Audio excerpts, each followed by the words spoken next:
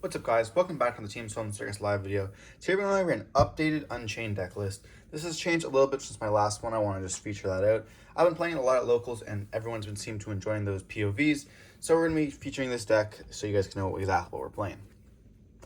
This has changed a little bit since regionals. It is a 40 card deck. Before we dive in, if you like, comment, subscribe, and yeah, let me know what you guys think. So we're going to first start off with the three Shawarma, Big Dog, Clifford, whatever you guys want to call them. No one's debating this card. This card's absolutely crazy. You play three of every red, so three of the extenders and three of the other extenders. This, mind you, this is a quick effect, so important to note. Everyone really knows what these cards do nowadays. Like, this is kind of like a mainline deck now, so. Then we are on the two little purple freaks, as I like to call them. You could play one of these. A lot of the time, like going second, I'll cut one. But a lot of the time, if he's in your hand, your like ceiling is just so much lower. So that's why I like playing two. It's also a very good siding out option. But yeah, like especially when I'm out and like tagging this stuff out, and you can blow up the same card, just absolutely crazy. So important that you are realizing that this card is like insane. You don't really always want to normal summon it. Then for the blues, we're on the one Rakea. We're on Tour Guide. If you're not playing Tour Guide, you're not doing this right. I'm gonna say that right now. This card is a brick. You can summon them out. Normally, you want to have them on your end board so you can play around evenly. Very well, but like this card, you don't really want to see it. You never want to normal it because it's always two cards you have to normal. Then there is Blues Clues, another brick of the deck. I don't know what to say about this. Like, this card's just always in your hand. I cut Disaster Dog, spoiler alert, I guess. But like now this card's in my hand, and it's kind of rough. Then we're on the one Abomination. I know a lot of people are playing two big freaks. I don't think it's actually that necessary. You only special summon once per turn, which is an important thing to note. I tend to forget that a lot. But yeah, you just don't really need him that often. And if you do, you don't have a discard in hand. So really important to note for that. That's all of Unchained stuff. As you can see, not that much of the normal summons because we are playing the three Tour Guide and the Rhino. If you're not playing this in the package, you're just essentially not playing like the Unchained correctly. This allows you, like, there's a 3-card combo, which is, yes, a 3-card combo that allows you to play around Nibiru and get your full board. But if you're not playing this, you're just like taking the ceiling away. You may as well just not play Moe in Sword Soul, because like this allows you to get into your Yama and it sets up either your blue or red engrave, which sets up a trap. This can get you into a rank 3 if you're playing it. We cut it. We don't really find that necessary. But like it just gets you into so much, and like this card alone, you can change it for Sangan and search for hand traps, but this allows you just to set up red or blue engrave, which is just very nice. And then like if you have other ones in your deck, you can always normal summon it out, get like a blue or a red on the field, and then you can just link it away and stuff like that to get some pluses. It's never really truly dead. Then for hand traps, we are on a lot more hand traps now. We want to stop our opponent from making a board. We're on 3 Ash, 3 Droll, or 3 Nib, and the 2 Droll. I was going back and forth between 2 Droll and 3 Nib, or cutting these for Bell or Mourners, probably Mourners or Veilers in this main deck. But we ended up one of these, one of the most impactful ones, and then Ash just obviously gets everything, along with like the 3 Imperms that you guys will see later. But super standard, really, if you're playing a bunch of hand traps. Then for consistency, we are on the 3 Prosperities. I think this is kind of necessary in the deck. Obviously, if you're playing a budget, you can change it up a little bit. Maybe do Upstart and like another trap, something like that. I don't really know. But you definitely have to be playing Prosperities in the deck. It just brings out the ceiling. Searching after your combo for any of your side deck cards, or being able to search for like a big red or a trap or a Tour Guide, lets you end up getting that 3-card combo a lot more consistently, which is very nice. Then we're on the 3 Book of Moons, as well as the 3 Prisons. Essentially a 7th copy of your trap, just for any Unchained card, which is absolutely insane. And then Book of Moon lets you play around a lot of hand trap, as well as it being a crazy card going second. Just good in this format. A lot of people know, always open 2 versus purely just feels so nice. I also think like Book is crazy because you can just like flip down your own monsters. If you're getting like Impermed, then you just pop them with your own stuff, get the plus regardless. Now for the traps, we're on 2 Chamber, 3 Escape. So I ended up cutting Wailing because I didn't think that, I think 5 is like the right amount of traps. Going second, you can cut out for 4 of them, but I really like the 3 Escape over the 2 Chambers. Yes, Chamber is very nice, being able to bring back a card like a Rage, or a Yama, or anything else like Anguish, any of the nice cards. But Escape, being able to play around evenly, a lot of time you want to have Escape is the one you want to pop first. Then you can reset it and pop the Chamber off the Purple Freak. So I like that little play around. I always want to see Chamber first, or Escape first, so that's why we're playing it. And then to round off to an even 40, we are on the 3 Imperms, still one of the best hand traps of the format. You know, does not play around, or does play around the triple tax. Now for our extra deck. So we're on to 3 Yamas. I think this is super standard. You have to play 3. Sometimes you do banish it off of Prosperity, but having the 3 in the grind game is just so useful in like your locals, as well as like if they end up ripping one with Kashtira, a unicorn, and then you end up having only 2, you go through one of them, they rip the second one, you're in really much trouble. Or in this case, you rip them, you only have 1, and then all of a sudden you're in like really bad position. So for now, we're definitely playing 3, and 3 doesn't ever hurt. You know, if you really want to get rid of it, you can get rid of it with Prosperity. As well as having it engraved, it just like feels so free. Now we're on the 2 Soul of Rage. I think this card is absolutely important to play it too. I think that maybe I'm wrong in this, but I don't think that Rage is necessary or 3 of. I am never banishing this off of Prosperity unless I'm going like against Fluanderies or something like that. And this card is absolutely useless at that point anyways. I'd rather have a Yama, which is a 2k beater. But yeah, you're never really going for the 3rd Rage, and like, you just don't over banish it off Prosperity, so why play 3? This card could be played at 1, but I'm playing it at 2 because I find that a lot of the time you don't really need a 3rd. You definitely don't play 3, but you play either 1 or 2. If you only play 1, then you're really playing like very carefully. You have to be careful of your Anguish. If your Anguish gets banished off of Kashtira Unicorn, then you're like in big trouble. So going for the Anguish, you know, being able to take their opponent's monster. Sometimes you even link away into a Rage, and then you just do this again. Go for the 2nd Anguish, which is a play that you find in a lot of the grind games. So it's important that you play 2 of it. And then we are on the Abomination. No really need to explain this one here. Now, card is absolutely nice. Pop. Now for your other links, you are on the 1 Muttcracker. Super standard. You have to play this card. If you're not playing this card, you're not playing Unchained correctly. Grind game helps, brings back a bunch of stuff. Can also help you with the Griffin that we're going to mention. Then we're on the 1 Unicorn. You sometimes go into this off of the Rage, like, you know, spin back another card, ends up winning you the game sometimes. And then we're on the 1 Griffin, as well as the Underworld Goddess. So I see a lot of players not playing the Griffin here.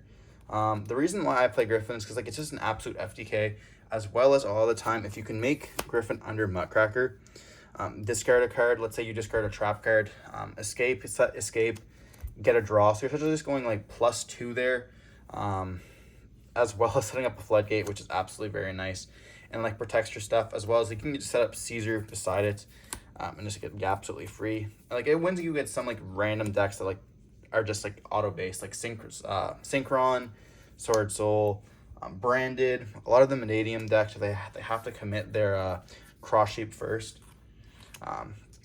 Crazy and Infernoble, as well as like it makes them like leave the Soul Day on the field and stuff like that, just making them stop all other things. And then it's just absolutely cracked versus Purely as well. And Labyrinth, because Labyrinth doesn't really special from the extra deck. And if they do, they go for like their own Muttcracker, then they have to like burn 2 cards for it essentially. It just feels very nice to go, as well as like crazy against Kashtira. Like, yes, they can beat over it, but you can just protect with Muttcracker as well, which is just very nice because it is a fiend. I think it's absolutely necessary to continue playing.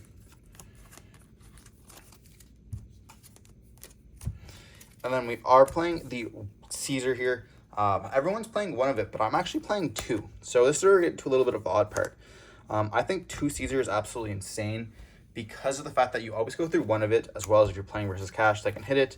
You know, you see a lot of continuation from other stuff I've mentioned. You know, you are wanting to play against Kashtira, and like this is just absolutely insane. So you always have your level 6 rotation here. So if they get rid of the first one there, and you bring out the second one, they're never prepared for it, and they're already burning like so much resources. Like if you end up hitting 2 Purely spells, and they pass, then like you can't OTK, you go for this, and then you're able to just like continue going off, which is just very nice. And then for the last card, we are playing the second Abomination. So this card is 100% the blank. And like, I would say that like probably the cuttable cards are probably like these two here. But the problem with these two, like the cutting of them, is that if I want to cut them, I want to add 2 other cards in, obviously. I'm not playing a 14 or 13 card extra deck. So my options are like the Darius and the Deuce. And if you're playing those two, you have to play the Zeus. So that's the kind of part. I was thinking of maybe playing Fortune Tune, but if you're playing Fortune Tune, you kind of also want to play the Downard. So then you're having another spot. And if you're playing the Darius, you might as well play Machine X, because if you can't attack over stuff and, you know, you're going to have 19 body, go for a 3K. And this is like crazy against like some matchups like Floanderies. And I don't know, other decks like that. Like being able just to take their stuff just feels absolutely nice. It doesn't negate as well, but it will be sent them to graveyard. So like taking a Toucan or taking a Street hurts their grind game so much. That's very, very nice. But yeah, you definitely like, I want to say like these cards are absolutely cuttable, which is why I cut them. But if I could have 16 card extra deck, I guarantee you I'd be playing these 3. But unfortunately, I really like the High King Caesar here, and I can't really justify swapping out the Abomination for a Zeus when I normally just use my Caesars. And when I was playing like my 40 games, I didn't find that Zeus came up at all.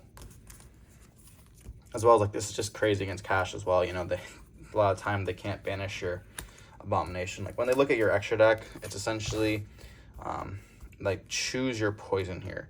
So like a lot of the time, because we're playing 3 of each cards, they'll hit your Rage, and your Rage doesn't really matter at that point. And because you can just go for Yamas link up into Anguish, take during your turn. And then like if you want, they special summon, didn't you activate your Anguish, then you just go for Rage during their turn. And it's like, okay, well I only needed 1 in the first place. Now for the side deck, a little bit weird here. We're playing the 2 Lightning Storms. This does conflict with Nib in the main, but unfortunately, you know, you have to play it this format. Going second, just blow out cards, destroy their stuff, go plus. The Duster, we're respecting Labyrinth and a bunch of those trap decks, so that's the reason why.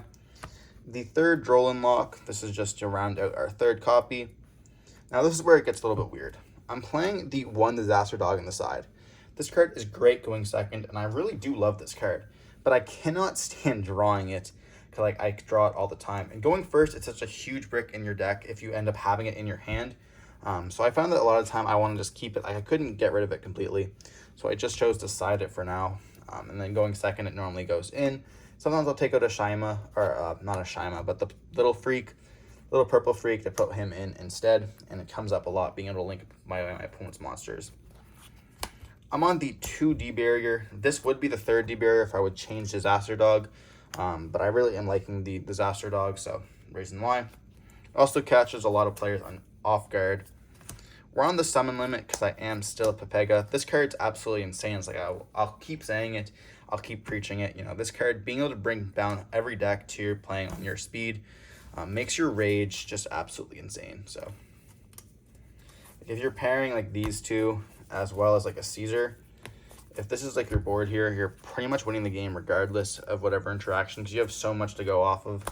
And a lot of time you'll end up with another trap as well, and then it's just so free.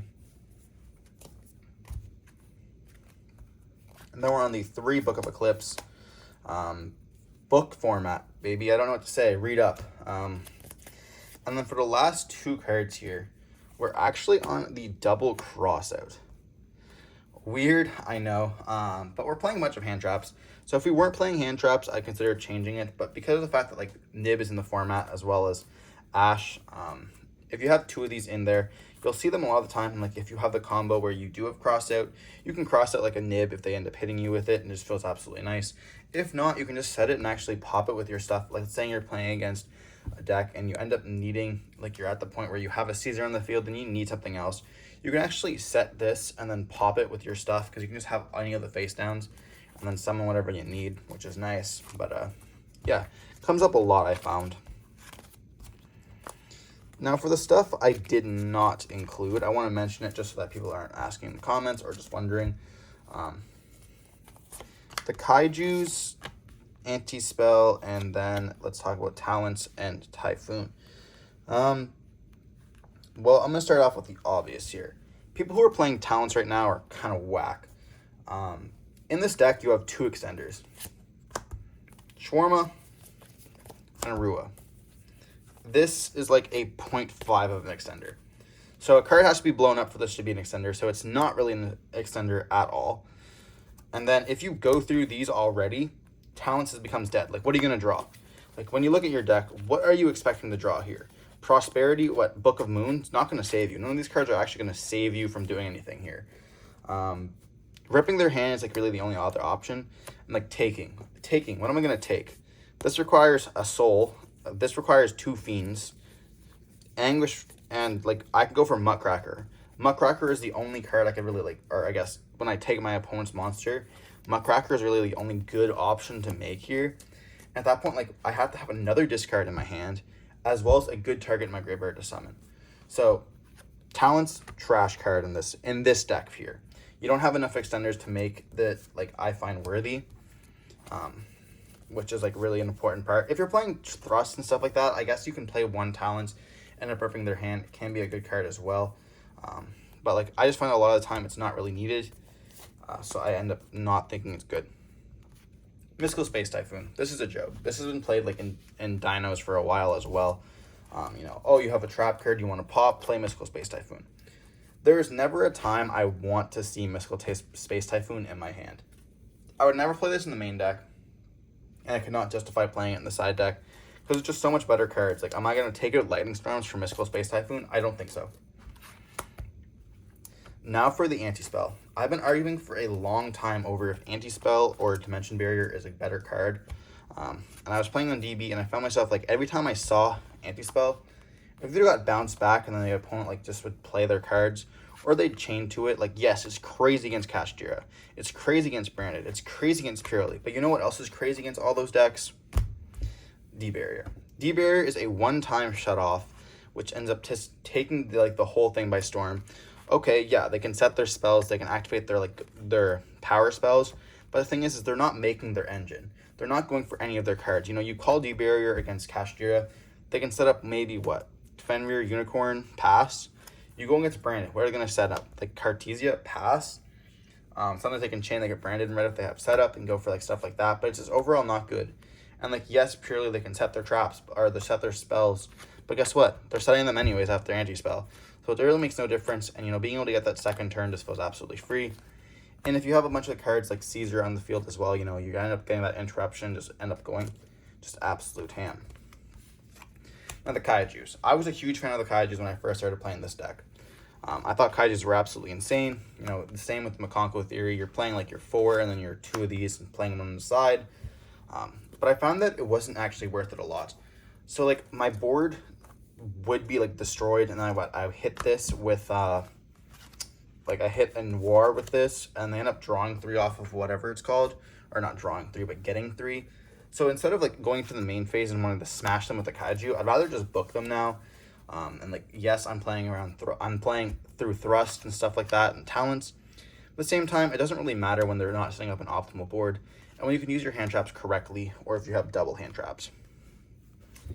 Hope you guys enjoyed the video. I wanted to give a little bit of an explanation why I'm not playing some of the cards so you guys can hit an in-depth detail.